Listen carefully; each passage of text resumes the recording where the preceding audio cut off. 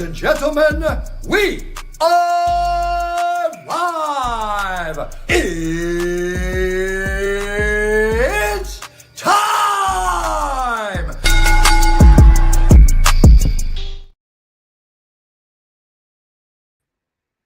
Ladies and gentlemen, we are now live. What's going on, everyone? Happy Thursday to you all. This is another live edition of Something About Dynamite here on the Around the Point Network YouTube channel. It is Thursday, November the 6th, 2025. I hope all of you are enjoying yourself, looking forward to your weekend. As always, it's me, it's Steve, but I am not alone. You're joined by the good brother himself. 1 second here. There you go. What's going on, Chase? How you doing, brother? Good, Steve. Pretty excited to talk about AEW Dynamite. Are you excited for Blood and Guts this coming Wednesday, brother? The show did enough for you to get you like, man, I am excited for Blood and Guts. I cannot wait to see the return of the giant structure of that is the big ass giant cage with the 2 rings. And we're not just getting one Blood and Guts, brother. We're getting 2 Blood and Guts this Wednesday coming up. No, I'm not excited for it. The both Blood and Guts matches, the women's match has no build. I'm sure it's going to be a superior match in ring than the men's, but it's just a bunch of women doing stuff inside the cage. And then the men's match is a feud that I'm so over. I do not want to see the Death Riders. I do not care about the conglomeration. I really do not care. This Darby and John Moxley feud has extended past its expiration date. Should have ended with the coffin match, and then we had an I Quit match for whatever fucking reason. And now we have to have a Blood and Guts match because, heaven forbid, maybe we just have the women have the Blood and Guts match and the men's don't need to have a Blood and Guts match, especially because the Death Riders have been in almost every single iteration of like a lights out type of team death match that they've had this year. They've had that one match of Double or Nothing. I forgot the name of the match, what they did, Anarchy in the Arena. And then they had the lights out steel cage match. They've already kind of done a Blood and Guts with them, except the difference is that they'll have to come in one at a time and stuff. So I'm just fatigued of Death Riders and fatigued of the Darby Allin stuff and the conglomeration being forced on my television when I don't think any of these guys really matter in the grand scheme of AEW. And this group is getting a Blood and Guts match. It's just absolutely ridiculous. So not excited, but the women's match should be good in terms of in ring. And at least from storyline, it just makes no sense why most of these women are in the match. Like, why is Mercedes in this match? Why is Statlander in this match? Like, it was Jamie Hayter and her crew taking on Tekla's crew, but then they didn't have the foresight of like, oh shit, Tekla's crew is just 3 people, and we can't force 2 women to all of a sudden become oogly boogly enough. So we have to find a way. And then, oh man, there's no star power in this women's match. Not like your former women's world champion Jamie Hayter is not enough. They realized the star power is lacking, so they had to force Mercedes. They had to force Statlander and Toni Storm in this match because there's just not enough star power. They're like, yeah, no one's gonna watch just a Jamie Hayter led team versus this oogly boogly squad team. So this is where we're at. Where we had this. The match is going to be good in the ring. Like I expect the women's Blood and Guts to be head and shoulders better than the men's Blood and Guts. The men's Blood and Guts, we know what to expect. We've seen the Death Riders in this situation before, so we know what that type of match is going to be. Yeah, it's just it's then it get me excited. One of the matches I liked one of the Blood and Guts qualifiers that happened in the night. Like the match itself was good, but ultimately, in the grand scheme of things, I was just like, the match was good, but I still don't care about the Blood and Guts match. I get what you're saying. Like, I felt like, what was it? Last week's show, it was like, all right, it wasn't bad or anything. Like here, again, you're supposed to get me excited or look forward to it. You know what I mean? And it just felt like, just all, I don't want to say all over the place, but there's a lot of stuff that, got people questioning. And then you throw everyone the surprise. We're also debuting a new title.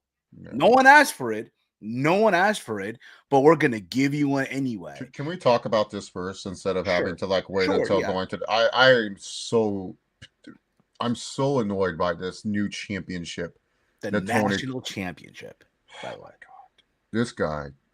It's just it's just announcing a belt just for the sake to have a title. Like it's like he literally needs a belt because he has too many guys, and he's so reluctant on actually hot potatoing any of his titles unless it's a TNT title. But now because he's found a guy in Kyle Fletcher that he's like, oh, I got to keep the TNT title on this guy. So now he needs a new belt that can be the hot potato belt for a little bit, and that's what he's announcing this national title for. But what's the gimmick of this belt? What makes this belt so different? Well, the national title can be defended across CMLL and New Japan and all the partner shows that AEW partners with. So that's what the national championship is going to represent. I am so sorry. This gimmick of what the national title, it's not going to last because it is shown with all the other titles that he's introduced that this gimmick doesn't last. The All Atlantic / Transatlantic title / the international title, the original gimmick of that championship was going to be, oh, that championship is going to be defended across all different promotions. And then that gimmick died in 6 months. And then it became the new TV championship when Orange Cassidy had it for the international title. Like, you know what the TNT title was supposed to represent? It was now the international championship where Orange Cassidy was defending it every single week. And instead of the TNT title being the TV championship that we defended every week, it was the hot potato belt. It was like, okay, you have the belt, you have the belt, you have the belt. We're just going to give someone a championship. Yeah. Continental Classic. What was the original idea of the Continental Championship? It was going to be a living Triple Crown. The person who wins this belt is going to be a modern day Triple Crown holding the Ring of Honor, the ROH World title, and the New Japan Strong title, I should say. And then no, it was the Strong. It was a Strong championship. Yeah, but to be correct, because people, you're saying it wrong. It's the New Japan Strong Openweight Championship. No, it was the Strong World title. But they call it the Strong Openweight. I don't know why, but point is, I thought the Strong Openweight was a different belt. They call it the New Japan Strong Openweight title. I think they call it. I thought it was just called the Strong Championship. It wasn't the Openweight Championship. Is totally different. I think you're misconfusing. But the Continental. So it's supposed to be 3 different belts. That was supposed to be a walking modern day Triple Crown. That didn't even last a year. Once Okada won the belt, the Continental Classic just became a belt with these weird restrictions that there was no outside interference. It was pretty much like AEW's Pure title with their own little rules and stuff like that. So that's what that belt became. And then it's just like, what was the point of this Continental Championship? Now it's just like, it's redundant. And he realized that the Continental and the International title were both redundant belts. So he did the smart thing and unifying these 2 redundant belts to bring in the Unified Championship. But now we're making a national championship just so that way it can have the gimmick of it can be defended anywhere because AEW does this cool thing where some of the wrestlers, work elsewhere. Yeah, work elsewhere. Like that, yeah. I'm cool with that. I don't care. Same. If that's what you want this belt, but this belt, once it gets on a Lashley or someone, are you expecting fucking Lashley? You're going to tell Lashley, all right, go to CML Lashley. Lashley's going to be like, or go to local indie promoter, go to House of Glory. And I think that's cool too. Hey, you pick this title to different, like you just said, take it to different places, defend it there. But like you mentioned, we're not telling Lashley, hey, Bob. Yeah, this belt is not. This belt's idea and concept is not going to last. So the problem is he's just introduced the belt. Is what's it called? He just introduced the belt just to introduce the belt, just so that way he can have another championship to throw on another guy, and then it's going to have the same issue as all these other belts. Like C Money made in the comments that he's going to find a singles guy that's going to be too good for him to drop the belt to. And then he's going to have it where it's like, well, I got to unify the Unified Championship now with the National Championship. He's going to find some goofy way to do it. It's just a dumb idea. It's just dumb to have this new belt. If you wanted another belt, if you wanted a belt, why couldn't you just say, hey, Okada, the International Championship is going to be separated from the Unified Championship. Here you go. Something like that. I don't know. It's about it too, though. Now they bring this up. And this makes the Okada Omega match at All In pointless. Basically, you make it now seem like not for no reason at all. Now, if you get what I'm saying, it makes it now seem like, you know what? We had the match, right? It was supposed to unify all these belts, right, for the unified title, and now it's like, nah, we're just gonna bring this new belt now, and like you said, they might unify that with something else down the road. Yeah, but like Jeff Release said, the problem with this belt is there's zero chance someone on the indies is going to win it because they're not going to be signed by AEW. So like maybe a CMLL guy might win it because they have the working relationship. Maybe someone from New Japan might win it during Forbidden Door time, but Evil. you're not going to have like someone that wrestles at House of Glory or the Washington show, like the not the DC, the state. MCW, Defy. Yeah, you're not gonna have someone from Defy win that belt. You're not gonna have someone from these independents win the belt, and it's like, oh wow, an independent wrestler win the belts. And like C Money says, nobody wants belts. We want compelling storytelling. That's the thing. This is showing Tony Khan's lack of creative. That's why I hate this a lot. It's like Tony Khan can't creatively find a way to make it. Like he's lost the juices that he used to have, where he could find ways to make interesting feuds without having a title. Now he feels like everything needs a championship. He needs a title to make the matches feel important. He has fallen into this trap where it's like, oh man, I can't get Bobby Lashley and Ricochet to be entertaining. How about I throw a championship on there? That will make it entertaining. It's like, no, that's not what we need. If you make the belt mean more something, sure, but a belt is just a belt at the end of the day. Like you got to find a way to make it where you can do it without having to have a belt.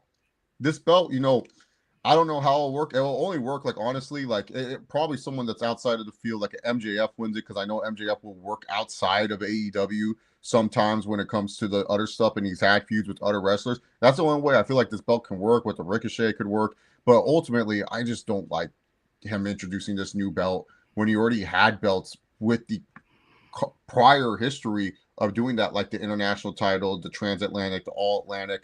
He already had that. And then now he's just double dipping and going back to this idea. And then especially too, because he does this with the Ring of Honor World title, where the Ring of Honor World title is kind of like what this national title is going to be, where Bandito will sometimes defend it at all these different shows. So it's like, I don't know, man. It's just so lazy that he introduces this national title. And then not only that, he's making the Casino Gauntlet not feel as special. It's just almost like he's using this as a match that, because he knows like the fans love it, and he's using this as an excuse to get this match onto a pay-per-view and stuff. Because look, he's struggling right now with a lot of creative stuff. He's struggling. He is struggling being creative with it, and this is his only way to figure out a national title. He doesn't have time to think of a tournament. He doesn't have time to think of a way to make this entertaining. He has another tournament coming up in the Continental Classic. Doesn't have time for this. Just throw it all. Just throw it all in the. And then what happens if this national champion is in the C2? Well, he's gonna have a chance at the unified title. It's exactly. It's just like, what's up? What's with this? Like, it's just one of those things. Like where Tony Khan is just his creativity is burning right now. He is just not being creative. He's burnt out. He's not burnt out. He doesn't have any creative thought right now. He's just throwing slop. And then there's stuff that he's doing well, like Takeshi and Okada. We didn't get any of that tonight. That's one of the bright spots on the show. Yeah, like we didn't get too much of that tonight, but push the wrong button. But he's not doing shit with Hangman. Like Hangman is like, I don't know what it is. When he wins a championship, he just totally forgets how important Hangman is to the company. He just goes, he just has the belt. It should be good enough. Like it's so weird how Heyman just does not feel like he's the world champion sometimes. I'm just like, oh yeah, he has the belt. I forget. It's like Tony Khan makes me forget that he has the title sometimes. It's like the memorable thing. When we look back at this run, right, that he just had, that he's on right now, it's like, man, one of the coolest stuff, I guess, is like he dressed up as Tony Schiavone and outsmarted Samoa Joe, which was last week. And now, it's just back to the regular bullshit. Like, fuck, your world champion last night was competing for a trios championship. Like, what are we doing? Well, that coincided with the feud, so I was fine with that. I didn't care about that. That we've seen other companies do that, where the world champion will challenge with the tag titles and stuff. Like, I have no issue with that. That's just more of like, sometimes I'm like forgetting that Heyman is the world champion, because I'm just like, oh, like he's not making him feel like he's the world. Like, I feel like Jon Moxley's still world champion, the way that him and the Death Riders get so much screen time, and the way that freaking Darby is so obsessed with him instead of like winning the world title. It's like, what? Yeah. Even Dusty Rhodes would cycle in and out of having the book. Yeah, that's true. Yeah, he needs something like that, where it's like, especially during the NFL season, where he's clearly checked out. because he's just like so worried about the Jaguars, and that's like his baby right there. Like as much as everyone thinks AEW is his baby, the Jacksonville Jaguars is like his main baby, and that's like the money maker for them. You know, the Jaguars are the reason why Tony Khan can kind of do whatever he wants with his money because he makes money off of that. It's And the whole point is Jaguars, AEW, and then Fulham, yeah, basically. yeah. Like he just wants it where he can make as much money as possible, and the Jaguars are the moneymakers, so he's focused on the Jaguars. And this should be the time where he hires someone, or there's someone that he trusts back there, and he says, "All right, you book Dynamite. Just show me the notes. I'll tell you if I like this. I'll give you my input of what I want. Just tell me what you're gonna do, and I'll go worry about like trying to figure out if I can get a wide receiver for my quarterback. Like that's what he should be doing. But no, instead he's like forcing himself to do all these jobs, and yeah, no, it's just." Yeah, it's just AEW is in a weird spot right now in terms of he's just in a weird spot. Like he's just so uncreative, and then he's gonna have the C2 save his ass like he does every year around this time. Everyone's like, "Oh, the Continental Classic was fun," and it's like, yeah, it's of course it's gonna be fun. It's an easy tournament to book. Like it's not that hard to book the Continental Classic. It's just overall, he's just like, and also the timing of everything he's doing. A blood and guts show, and then he has Full Gear coming up later this month, and he's like being lazy with some of the storylines for Full Gear. So it's just Yeah, it's crazy. We're talking about the national championship, and again, they got people like us talking about this. Also, the current NWA national champion, Mike. Mike Mondo. Remember Mikey from the Spirit Squad? yeah. Remember? So he posted a tweet out. This is what he wrote. Let me be clear. This is only one, and this is the only one NWA. There's only one NWA, and there's only one prestigious national championship that holds legit lineage, has for decades. So to Tony Khan or anyone else confused, here's the legit title with the company it belongs to, the legit national champion. My name is Mike, blah blah blah blah, Mike Mondo, and stuff like that.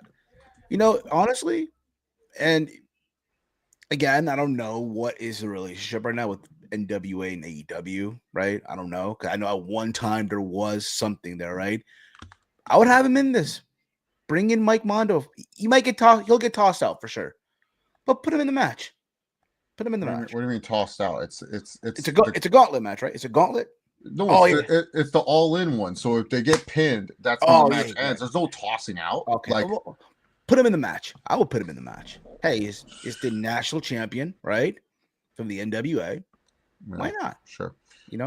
Jeffrey Ray says the problem with babies as champions, they lose an objective once they win, so fans have nothing to care for. No, this thing is kind of false, Jeffrey. I respect you, but like I'm gonna say it's kind of false because look at Cody. Cody beat Roman and he still stayed over and he still stayed a focal point for WWE television. Now you can argue that maybe he should have dropped the belt to like Kevin Owens at some point. You can argue maybe in this Drew McIntyre feud that he should have dropped the belt to Drew. But it's not that the babyface loses an objective, that it's like all of a sudden they lose interest. It's on the booker to make the world champion feel like the world champion. And he's not booking Hangman Adam Page to feel like the world champion. Like he's using Hangman Adam Page as just like some dude. Like that's how he's using Hangman Adam Page. Like he's the guy with the belt, but he's not making Hangman Page feel like the most important part of the show. The main reason why you're watching the show is because of Hangman Adam Page. Like that's the issue here. He's just not doing a good job with Hangman as champion. Like, and that's the thing that I'm trying to say is like Hangman Adam Page is a fine world champion. He's a guy that can be, but for whatever reason, when he wins the belt, Tony Khan doesn't make him the center point. Tony Khan doesn't make it where it's like guys are fighting certain guys because they want a shot at the world title, like he did back in 2019 through 2021. He would always make it where his side feuds, minus Cody's side feuds, because Cody booked himself in a corner because he couldn't challenge for the world title. He made it where the side feuds were, hey, you win, you get a shot at Chris Jericho. You win, you get a shot at John Moxley. The whole point people were feuding with each other was become world champions. Ricochet and Bobby Lashley are feuding, but it's not because Bobby Lashley wants to become world champion. No, Bobby Lashley's like, I'll go win this national title. So you're making a world champion doesn't feel important. Ricochet, who wants to win a championship in AEW, it makes sense for his character just to settle for a national championship because he's like, I'm not going to win the world title, but I can take the national championship. But all the other stuff, it's not like Darby Allin where he's like, he said a mission statement where he's like, I can't go for the world title until Jon Moxley is ridden from this company. And you're like, oh, that's why Darby's not going for the world title. Or when you look at this Blood and Guts team on the babyface side, or anyone, like right here, it's not like you're looking at it where you say, oh, like anyone on this babyface team, the conglomeration, these guys are going to be built up as challengers for Heyman Adam Page. For sure. Like Darby's the only one that would make sense, but it doesn't seem like he wants a world championship. Kyle O'Reilly, good luck. Roderick Strong, good luck. Orange Cassidy would make sense as a good challenger for Heyman Adam Page, but they're not going to book him like that. Mark Briscoe, he's more focused on the TNT championship than he is the World Heavyweight Championship. So that's the thing. He's not booking it where it's like some of these feuds are like, oh, okay, these guys are going for the world title like it was in the past. Like he's making it where it's just like, well, Heyman Page is a champion, but I also have other champions. And those other champions are just as important as our world champion. But every single time on commentary, I keep hearing Excalibur, this is the richest prize in our sport, the AEW world title. But it doesn't feel like the richest prize in the sport when all the side feuds featuring other major characters are not treating it like it's the richest prize in the sport. They're not treating it as, I have to go for the World Heavyweight Championship. The reason why I'm feuding with you is because I know if I beat you, I'll get a shot at Heyman Adam Page. He's not making the world title feel important and stuff. And that's the issue. The world championship just doesn't feel important right now. And it's not on Heyman Page's fault. Heyman Page is doing his damnedest to try to make people care. It's on Tony Khan because Tony Khan is literally making it where his world champion just feels like another dude. And that's the problem with like Triple H is doing right now in WWE, where the world championship, with whether it's CM Punk or Cody Rhodes, they just feel like another dude right now. They're not making it where, oh, this feud is important because the winner of this one for sure is going to become a world champion or like going to face Heyman Adam Page next. Like this Joe and Heyman feud, I liked how it started. I liked it where Joe's like, bro, why are you disrespecting me? I freaking helped you win this belt. It's a good way to start the feud. People were complaining about it, but I thought it was a great way to start this feud. And it made sense. Like Samoa Joe's pissed at this guy. He helps this guy and then he disrespects him. The heel turn made sense. So on and so forth. But the problem is that it doesn't get put right on the card where you makes you care about it. It's always in some random segment or random spot. Middle of the show. And then it's like like I said, all the other side feuds, it's not like it's building up to where, oh, cool, when Hangman beats Joe, then this guy's next. That guy's next. Like, no, like Bobby Lashley, who should be a guy that should be next for Heyman Adam Page. It's like, I'll go for the national title. Why? He should be focused on the world title. Ricochet should be bugging Bobby Lashley and saying, aha, Bobo, if I beat you, that's my one-way ticket to become the AEW world champion. And it's like, no, instead he's like, aha, I want the national title. It's like, what the fuck is this? Like that's my issue.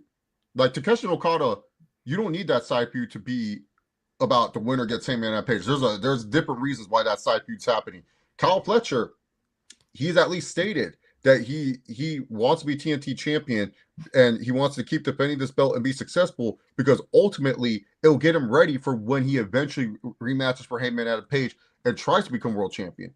But then the problem is the rest of the show, there's nothing else. It's just like, yeah, but look, they're I don't know. It's just frustrating. It is, man. And at this point, we just have to sit back and watch all this shit just play out. You know what I mean? And we'll see. Again, we'll talk about how, again, people will say, oh, give it a shot, give it a chance. And we'll see where it's at within a month from now when it's on, not being mentioned, whatever, or, bottom of the card. Who give, you know what I'm saying? So we'll see. But, yeah, they're bringing another title because fuck it. Why not? Why the fuck not? I really wish someone would sit Tony down. Like, you know what, man?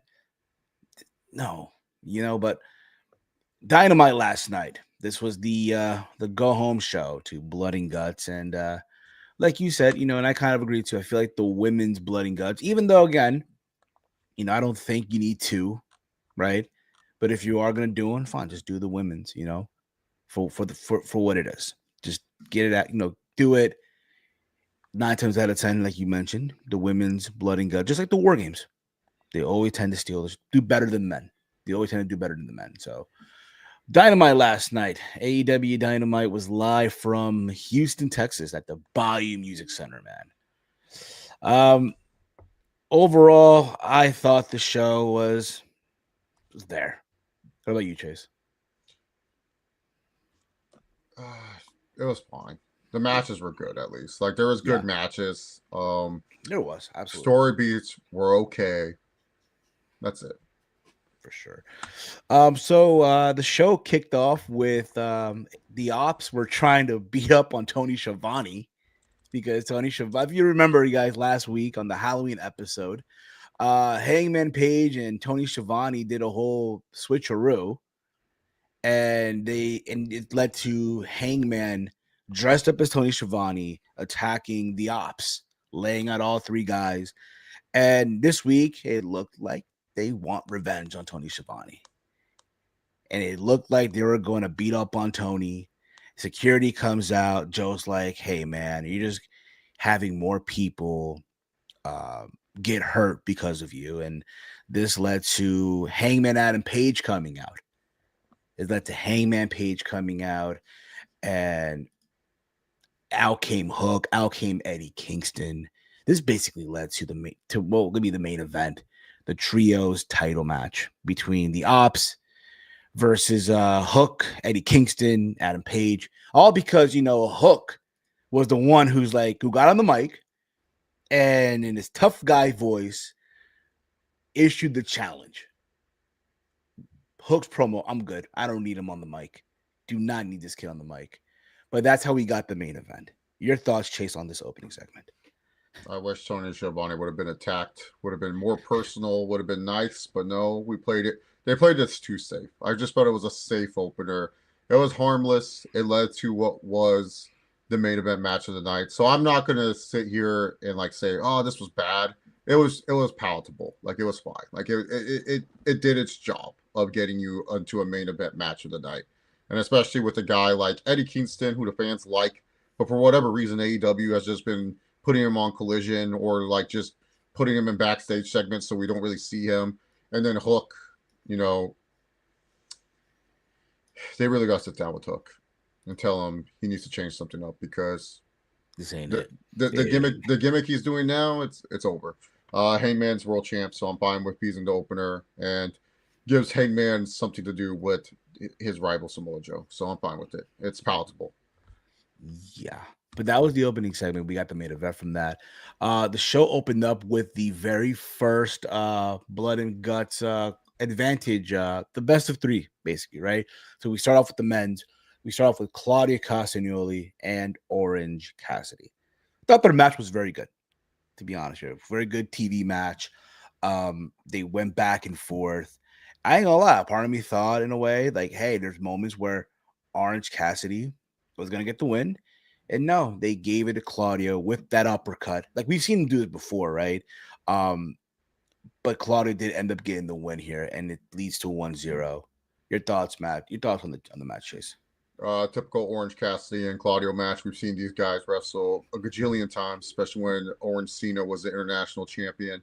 Of course, once I realized that Darby and Danny Garcia was happening later in the night, I was like, oh yeah, no way Orange Cassidy's winning this because Darby has to get the win over Danny Garcia. Well, why would we make Danny Garcia joining the Death Riders mean anything? Fuck that. Yeah. Darby Allin matters more. So I kind of figured Claudia was going to win. But yeah, it was a good opener. The match itself, pretty darn solid. But it's one of those matches where it's do I tell you that you need to watch this match? Not really. Not really. Go back and watch some of the matches that they've had for the international title or just matches they've had in general. Much better. But this was a fine, safe match. Claudio gets to coast. He gets to do just enough to be okay, it's fine. Orange Cassidy does his thing, which is fine, fine.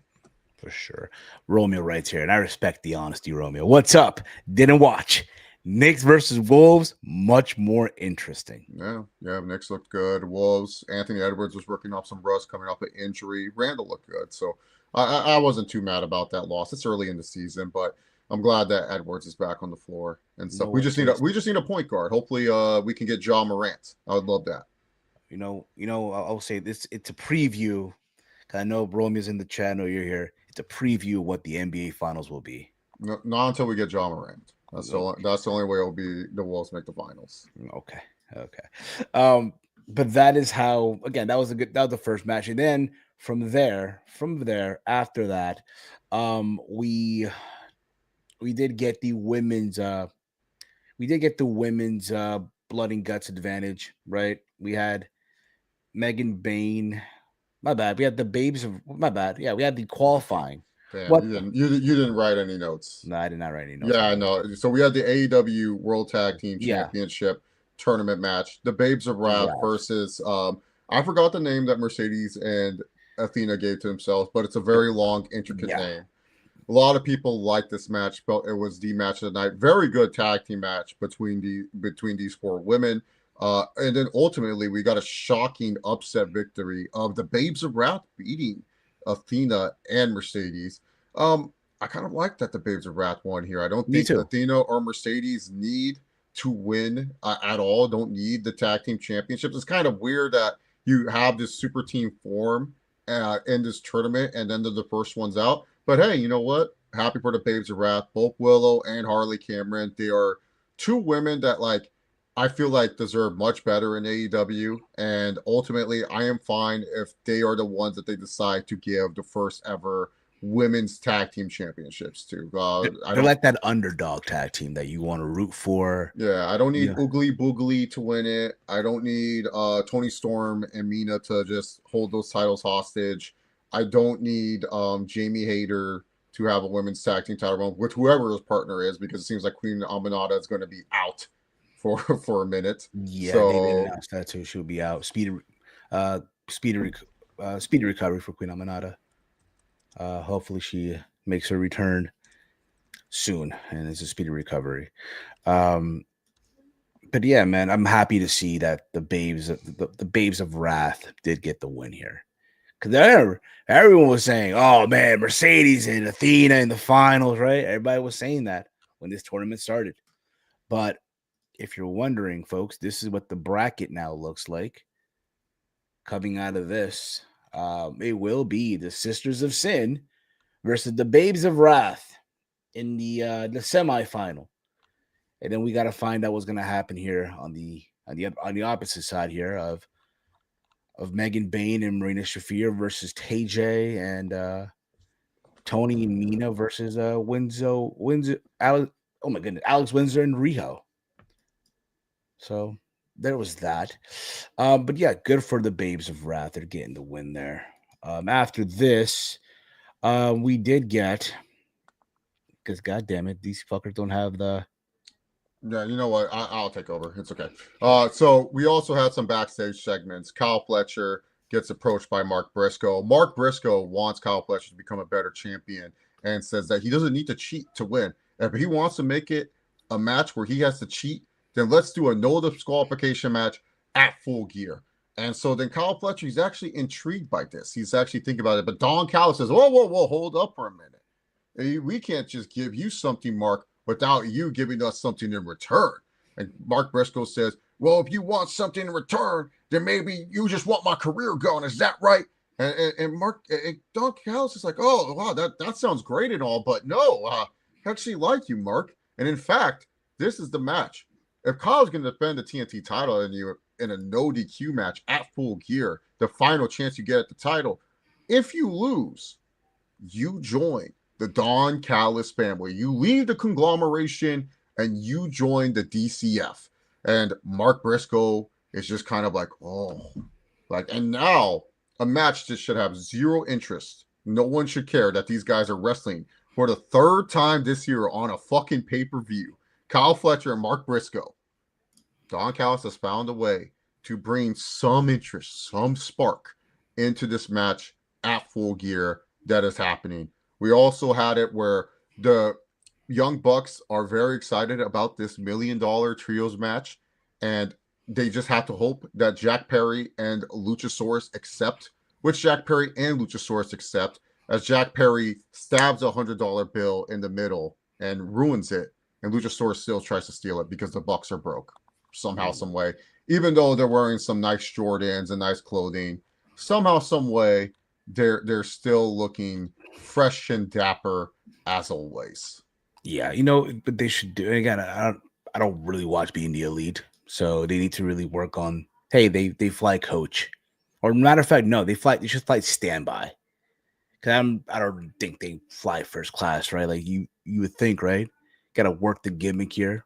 You're flying coach or standby and shit. Mm-hmm. But you know what, though? Like you said, it makes people want to tune in at Full Gear, right? To see, can Mark Briscoe get this win? And this idea, right, of, again, I would not mind seeing Mark Briscoe be part of the Don Callis family, being forced to be part of this Don Callis family, having to do stuff he may not want to do, right? I wouldn't mind it. Yeah, it'll be interesting. Or you could get your own little bloodline rules type of match where all the members of conglomeration try to fight off all 15 members of the Don Callis family during this match and stuff. Like, just like a little nice little schmosh fest or something. So it's a harmless match. It'll be interesting to see. While the national title was announced, we did kind of hint at it, but the national championship was announced after the Women's World Tag Team Championship match. Tony Schiavone pretty much announced this belt and said that 2 participants are already ready for it at Full Gear Casino Gauntlet. And out comes Bobby Lashley, Shelton Benjamin as the 2 participants, along with their manager, MVP, the Hurt Syndicate. Fans are loving them. They're getting a bunch of chants. MVP pretty much, cuts his promo on the mic and says that, Tony Schiavone's trying to hint like, oh, but what happens if, it's between one of these guys who wins? And MVP says, then the Hurt Syndicate wins. Like, what are you talking about? Like, they're both going to share the title. Like, they're both going to be respectful of each other. Like, it doesn't matter. The Hurt Syndicate's all about winning. Ricochet comes out with the demand and pretty much says he doesn't want to be in this city, being from Philadelphia, trying to get some cheap heat. It's not working. The promo's sucking. MVP shuts him up, cuts a nice little promo back and says, see, the difference is that you talk, but we want to hurt people. Hurt Syndicate's team hits, and Bobby Lashley and Shelton Benjamin clear the ring, looking to fight with the demand, but the demand back off. So it seems like we already have 5 out of however many people will be in this Casino Gauntlet. People already confirmed. Shelton Benjamin, Bobby Lashley, and then the 3 people from the demand, Ricochet, and I honestly don't know the other 2 guys. Toa Leona and Bishop Khan, I think they're called. Yep, there we go. So that was announced. That was the national championship segment right there. And then we had the Blood and Guts Advantage Battle Match 2, Darby Allin taking on Danny Garcia. This match went pretty darn long. Danny Garcia was pretty much in control of most of this match, but Darby Allin, he's wrestled with the Death Riders enough. He was able to show that, like, you can't keep him down no matter how much. Danny Garcia was showing a lot of good submission wrestling in this match. Darby Allin was doing his own little thing. There was at one point in the match, like, Danny Garcia got into it with a fan who was trying to, like, tell Darby where it's at, and that kind of upsetted Danny Garcia for whatever reason. But then they went to the outside, and Darby Allin takes, like, a nasty fall onto the steel steps, and his back of the head is busted open. This leads to Danny Garcia pretty much controlling most of the match, beating up Darby Allin. And it looks like Danny Garcia is going to win with the Scorpion Deathlock. But Darby Allin, the babyface that he is, he's not going to tap to the Scorpion Deathlock. In fact, he reverses the Scorpion Deathlock to his own version of the Scorpion Deathlock. And Danny Garcia ends up tapping out. I felt this was my personal match of the night. I did like the women's tag team match too, but I personally enjoyed this match. I felt they had a nice, simple enough story. I like when Darby Allin kind of wrestles with someone that is technical because, Darby Allin, he's known as a spot monkey and all that stuff, but Darby Allin can be technical. And Bryan Danielson did a great job on commentary, kind of hinting that, like, hey, he does have a background in this, bringing up previous matches that they did, and then Excalibur followed it up. Yeah, we learned that when Team Taz was doing the breakdown on Darby Allin when during their feud with Sting that he has an amateur wrestling background, so you can't sleep on his actual skill and stuff. I totally forgot about that. Yeah. I like the commentary in this match. I like what this match did. It kind of now makes it where it's like, oh, I have to watch Collision to see who gets the thing. But I'm with Jeffrey here. Daniel Garcia. The reason why he joined the Death Riders was because he was tired of being the same old Danny Garcia. He was tired of being a effing loser. And yet this guy is still an effing loser. He is not doing anything different. He is still a loser. Like, if you're gonna have someone lose in this match, it's Wheeler Yuta. Wheeler Yuta has to be the fall guy.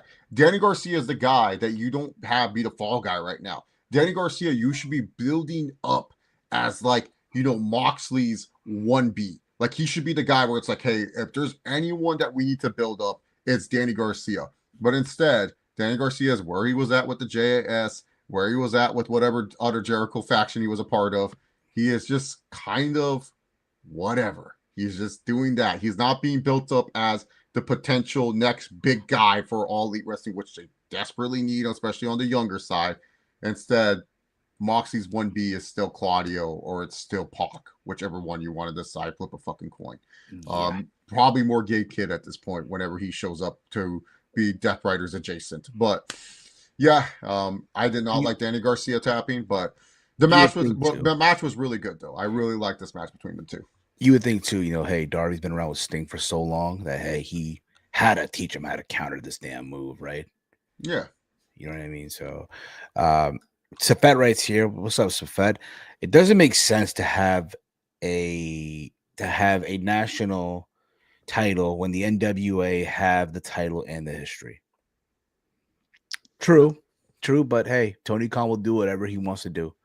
I'm sure he has the time. I'm sure because I'm sure we've heard stories.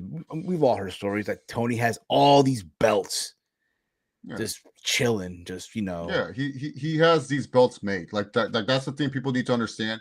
These are belts that he's made because, like, you know, he just loves these ideas for these titles. Like this is like he's a nerd at heart. He's a wrestling nerd at heart. So he's made these belts and they're just kind of chilling there until it's like, oh, when can I introduce it? Or when can I use this? Or when can I force this on my television show? That's what he really does. He just has these belts made. I would not be surprised if he has an AEW Intercontinental title made, an AEW Global Championship made. I think that was a belt at one point, the Global Championship. Who knows? Or an AEW something belt, AEW disc belt. Like, a high flyer belt. Yeah, AEW Pure Championship, AEW an ultra violent champion. Yeah, hardcore title. Like he has all these belts made. Like that.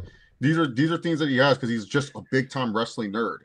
And it could be, you know, just something for his personal collection. It could be something that he likes. You know, this is what he spends his money on. More power to you. If you want to spend your money on cocaine and making championship belts for your company, go right ahead. That's totally fine. But that's what Tony Khan wants his money for. So it's his money. He can do whatever he wants. For me, also, too, it's just like when you introduce a new belt, it's like, okay, I understand why WWE does it, even though I hate it. They do it because those sickle belt collectors, they merchandise these belts, they sell these belts, they have replicas. I cannot say that, like, I'm not one of these sickos because I have 3 championship belts, so I am guilty of falling victor of the moment and stuff. But I don't collect every belt. I collect belts that have meaning and significance to me, like the Blue Universal title. Roman Reigns is my favorite wrestler. That was the belt that he dominated with. I had to get the Blue Universal. The WWE Spinner Belt. John Cena is one of my favorite wrestlers of all time. I always wanted the Spinner Belt. My friends grew up on the John Cena era. It's a topic piece when people come into my room or wherever I put the belt in the house, bam. And then I have the Roman Reigns Legacy Belt because, once again, Roman Reigns is my favorite wrestler of all time. So, of course, I'm going to have the Roman Reigns Legacy Belt. Other than that, there's other belts that I want, you know, for WWE wise and stuff, just because of the significance of those belts, of who held them and everything like that. But I don't need to collect every belt. But there's people that love collecting the belts and they love having those things, and they're very nice. So I understand why WWE does it. You know, like, it's moneymaker. AEW, though, to my knowledge, they only have the World, the TNT, the TBS, and the AEW Women's World title available as replicas. Yeah, all the other belts they don't have available as replicas. So I just don't understand what was the point of making this belt and everything like that. But it is what it is at the end of the day. We, like, so if you want to just rewind or watch the playback, we went into full detail of how dumb this belt kind of is and stuff. But On to the next segment, which was one of the more entertaining segments of the night. FTR FTR. speaks, and they're going to call out Brodito and have a man-to-man talk, because that's what FTR is all about. They are men. They want to show respect to their opponents. They're multi-time world tag team champions. They just want to shake the hands of Brodito before a big-time competitive match at Full Gear. But Brodito can't come out, and it turns out like Brodito locked themselves inside their locker room or something. I don't know. Stokely Hathaway was trying to help them out the While whole watching The time, Wire. and while watching The Wire on HBO Max. So he was doing his part of trying to help, help them out. So FTR feels bad about this, and to feel bad, to apologize not only to the fans, but they want to apologize to Bandito's grandmother, who His did not, abuela. his abuela, and the thing was. I don't think they understood what the hell was going on, Bandito's family, because they did not look concerned that her grandson locked himself in a closet. She's just like happy to be on TV. But Dax and Cash were just absolutely hilarious in this segment of just like talking to Bandito's grandmother and stuff, and then the nice little abuela slap to Dax Harwood pissing off, and then the creme de la creme. Brody Keene punching through the door, making Stokely Hathaway run away, and Brodito gets to the ring, and we have a nice little scuffle. Good, solid tag team build for the AEW World Tag Team Championships. Good stuff from FTR. They were absolutely hilarious. This FTR and Stokely, once they got away from Copeland, they've been so much better. The Copeland feud really really kind of held FTR back a little bit, in my opinion, with Stokely Hathaway. Now that they're actually doing stuff with the other tag teams, I'm much more enjoyed by this. You hear me, right? Yeah, I can hear you, Steve. You're just frozen. Yeah, I'm gonna try. I'm gonna see if I can get it. If I can get into my phone. I want to see real quick if I can just get into the phone. That's fine, Steve. I can hold on the fort. You guys can ask any questions while Steve tries to get back onto the phone. I'll answer them as I wait. But yeah, I thought this was a great segment. It was a fun segment and stuff. So we have 2 more matches to discuss on this card and stuff. The Wire, very great show on HBO Max. One that has been forgotten through time, but it is what it is. A lot of people forget that was one of the best shows ever. I can't whistle, but that's what Omar used to do. Omar was such a great character television, especially at the time. Like a lot of people forget like what he did. Yes, Palu always will be a classic series. Always a classic is The Wire. Did you guys see that GTA got what's it called? I'm back. Got pushed back. I'm back. Steve is now back. His computer is frozen. And So now, I wanted to point out real quick though, right? Again, I wanted to point this out. What do you see there, Chase? They're locked in they're locked in their the locker room, right? yeah. But look at that doorknob, bro. You would think, hey man, like Stokely's like kind of blocked the door and shit, but it's like, wait a minute. Wouldn't he have the key? Wouldn't he have something? Like, wouldn't that doorknob have like a place you put the key in? Yeah, what about it, Steve? Just saying. You're being a stickler for no reason. It was an enjoyable segment. Stop being a stickler. Yeah, I'm just saying. You didn't even write notes for the show. I'm remembering the show from the top of my fucking head. How am I doing this off the top of my head and you can't remember? You can't remember. You want to mention a doorknob, but you can't remember the next segments. But Blood and Guts Abandoned match. Megan Bain taking on Mina Shirakawa, replacing the injured Queen Amanata. I was really looking forward to Bain versus Amanata, so I was kind of bummed that the match got taken away from us. Bain versus Shirakawa. I don't know what happened to Mina Shirakawa. Actually, I do know what happened. I do know what happened. I actually do know what. No, it happens to every Japanese wrestler. They get that big American contract, and they say, I don't have to try. I'm good.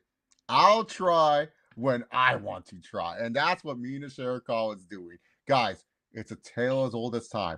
Look at Shinsuke Nakamura. He did enough to, get paid a lot more money by WWE. And then afterwards, he just wants to surf. He just wants to enjoy his time. Look at Okada. I'll try when you need me to, Tony. But yeah, everyone's going to say, well, Chase, what about Io? What about Io? Here's the thing. Io and Asuka and all those other women, they weren't getting paid right off the rip. They had to get paid later on. And Io was just a psychopath, hardworking nature person. Mina Shirakawa, a lot of people forget Mina Shirakawa's age. A lot of people think Mina Shirakawa is like super duper young. Woman's in her late 30s, bro. Like Mina Shirakawa has been around for a long time. That body has been punished. She has been hurting. She has been working this strong style for years and years. And now she's making 6 figures USD when the Tokyo yen is down. This is retirement money. This is easy money for Mina And Shirakawa. Are you kidding and me? also you're living in America, Yeah. right? Different lifestyle, you know, What? different now. It's a different lifestyle living in America than living, elsewhere, like in Japan. How does that affect her? No, she doesn't have to try in the ring because she's making U.S. money and she's most likely retiring in Japan. That's what I'm trying to say. She has a place in Japan. She is most likely saying, "Oh, I'm going to Japan after this. Whatever I make U.S. money wise, it's way more than the yen, and so I'm going to make a shit ton of money where I can retire whenever in Japan." She's good. She's set. She's done. Like so, pretty much, we'll see good Mina when it matters. We'll see good Mina when it matters. But for the most part, Mina Shirakawa, glad you got paid because they didn't pay you to be like this. They paid you because of your work before, but they didn't pay you for this. Megan Bain was really, really trying with Mina Shirakawa. It just wasn't working. It just wasn't working. And it's because Mina Shirakawa is coasting, enjoying her time and enjoying that nice American paycheck. Good on you, Mina. But Megan Bain ends up winning. Tony Storm was also on commentary. Always a delight to have Tony Storm on commentary. She busted out the commentators in the opening, asking when will Excalibur commentate over one of her many orgasms, and that had Brian Danielson going. Even Shabani, who's kind of a stickler, was laughing. After this match, it went into all right. We got to remind everyone all the women that are in this match because we showed the graphic, but if the graphic wasn't enough, let's show everyone who's in this match. Penelope Ford did get involved in this match and, was one of the main reasons why Mina Shirakawa lost and the reason why Tony Storm was distracted and not being able to help Mina Shirakawa. So all the women came out. I liked how Mercedes came out and she wasn't like really like wanting to go in. She's like, really? Do I have to go in this? And then she kind of gets forced into the ring. Everything brawls, and then Shabani does the most annoying commentary line that I hate whenever he does. Whenever anything happens, he has to do the look at this. This is what the AEW's women's division is all about. This is the greatness of the AEW women's division. He does this with everything. Everything. Look at the great action of AEW. This is what the fans want. He just says this shit, and it pisses me off every single time. This is the greatness of the AEW women's division. This is what the women's division is all about. Okay, shut up, Tony Schiavone, please. I hate when you do this on commentary. But all the baby faces stand strong as the heels run with their tails tucked between their legs, and that ends the build up for tonight. But Collision will have the final 2 matches, so that's pretty much what left on. I felt that this was not a good match, but it was decent enough build. Of course, you're going to do the schmoz, probably not just here tonight on Dynamite, but also on Collision because you need to remind people that these are the 6 women in the match because they haven't done anything to build it. I do like the idea of these of having multiple best 2 out of 3 best 2 out of 3 matches to decide who gets the advantage. I think that's a pretty solid, fun idea and stuff. I don't think it's horrible, but for the most part, this match just wasn't that good. It was just fine, and in these traditional blood and guts and war games matches, the baby faces are always going to have to face some adversity. So it's kind of like, oh shit, Megan Bain wins. Can the baby faces come back and get the advantage and stuff? And honestly, I wouldn't be surprised if they do decide to have the baby faces get the advantage for the women's side of the war games, while the heels get the advantage for the men's side of the war games. So Yeah. But like you mentioned before, like on Collision, we are getting already, match number 2 between Jamie Hayter and Sky Blue. And if necessary, match number three will be Megan Bain. What? What the hell? Harley Why do they Cameron and Tekla. the Cameron and Tekla? Yeah, there you go. What do you mean? Megan Bain wrestled tonight on Yeah, yeah. Dynamite. What the? Harley Cameron Oh and my Tekla. god, this guy right here. My day off, I say, oh, Steve's going to be all prepared and ready for this review. Nope. I have to carry this review. As I'm like Patrick Mahomes now, without a running back. Like Steve's not a running back. He's just Pacheco getting 2 yards. And here I am throwing everything. I have to do everything, guys. It's ridiculous. I have to carry this guy to a Super Bowl win. This is ridiculous. Anyways, we move on now to our main event. But problem was this, man. And Tony Khan, oh my goodness. Like he's lucky that TNT does give him these runoffs because man, this main event started mad late. And this kind of concerns me for the blood and guts timing. I know he has an extra 30 minutes next week. It's a 2.5 hour show instead of a 2 hour show. So he's gonna have both blood and guts and another match that kind of builds up from this match. The trios championship match between the Ops and the AEW World Champion Heyman Adam Page, Hook, and Eddie Kingston being the challengers. This was a pretty solid match. A lot of good stuff here. Hobbs looked like $1,000,000 in this match, where Hobbs does a world's strongest slam, or the world's dangerous slam, as he calls it, out onto Hangman Page on the outside through some tables, which kind of took Hangman out of the equation of the match, and then had it where Eddie Kingston and Hook had to overcome the odds of the Ops, who work really well as a trios unit. They did a good job too way earlier in the match, where they kind of neutralized Eddie Kingston, where Eddie Kingston like got into like a submission hold, and it was like Eddie Kingston was kind of fighting with one arm during the rest of the match. So Eddie Kingston was pretty much like trying his best, while Hook, was just kind of being too aggressive. And Hangman Page and Eddie Kingston, when Hangman was in the match, was trying to get Hook to calm down and not have his emotions get the better of him. Be focused, be clear in this match. And, Eddie Kingston, he was definitely really good in this match. Like, even though he's looking rough body shape wise, he was really good in this match, Eddie Kingston. I will say I did enjoy what Eddie Kingston did provide in this match. So Eddie Kingston did a good job at selling in this. And then finally it came time where it was Hook versus, their main members of the Ops. Hook gets a solid, nice little hot tag. But ultimately, the Ops numbers proved too much, and the power of Powerhouse Hobbs was way too much. As Powerhouse Hobbs just gets to a point where he manhandles Hook for the remainder of the match, puts him in a torture rack. And Eddie Kingston, he's so beat up, his arm's not working. He just doesn't have the power to, get in there in the ring to stop this. Like, he had a chance, but he couldn't because he was just so beat up. Hook ends up tapping out, and the Ops end up retaining the Trios Championship. And Hangman Adam Page finally, gets back into the ring, but it's way too late. And it was announced that at Blood and Guts next week, Hangman Adam Page, non-title, taking on Powerhouse Hobbs in a Falls Count Anywhere match. Fine main event. I like how Powerhouse Hobbs looked in this match. I like what Eddie Kingston provided to the table in this match. I really did like what they did with this match. It was a very fine main event.